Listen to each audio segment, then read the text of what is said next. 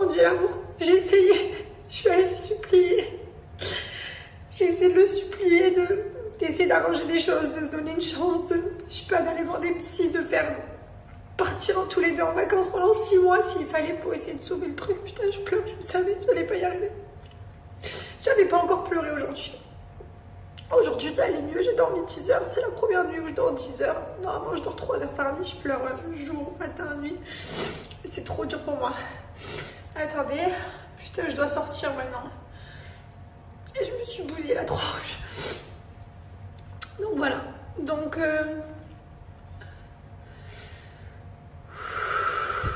je suis suivie. Hein. J'ai des psys, plusieurs psys, coach de vie.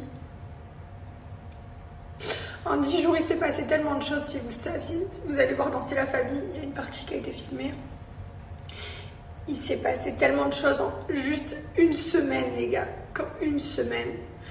En une semaine, il m'a quitté, il a mis les maisons en vente, il a trouvé une maison. Il n'habite plus avec moi, il est parti. En une semaine, il s'est passé tout ça, je me suis pris un mur dans la tête, un mur que jamais je pensais prendre dans la tête. Mais c'est pas grave, je vais me relever parce que je me suis relevée de tout, je me suis relevée de pire. Il y a des gens qui se relèvent de la mort d'enfants, de la mort de leurs compagnons, etc. Donc je vais me relever de quelqu'un qui me vire de sa vie sans souci. Je vais y arriver, ça va être un peu difficile puisque pour moi j'avais une vision du mariage que tu te bats à la vie, à la mort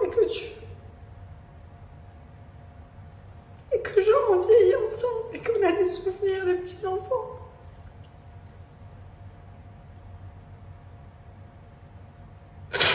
Mais ça va pas se passer comme ça. Je vais l'accepter. Je vais changer ma vision de la famille parfaite. Il n'y a pas de famille parfaite, c'est pas grave. J'en aurai peut-être une autre un jour, j'aurai peut-être quelqu'un qui m'aimera vraiment et qui me dira je t'aime, et qui me serrera dans les bras. Et même plus, enfin, à un moment donné, je peux pas forcer. Mais voilà, mais s'il vous plaît, ça sert à rien de l'enfoncer, ça sert à rien de l'insulter, ça sert à rien de...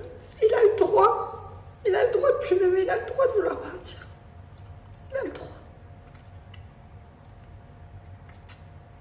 C'est juste que je me sens abandonnée. Cette sensation, elle est terrible parce que...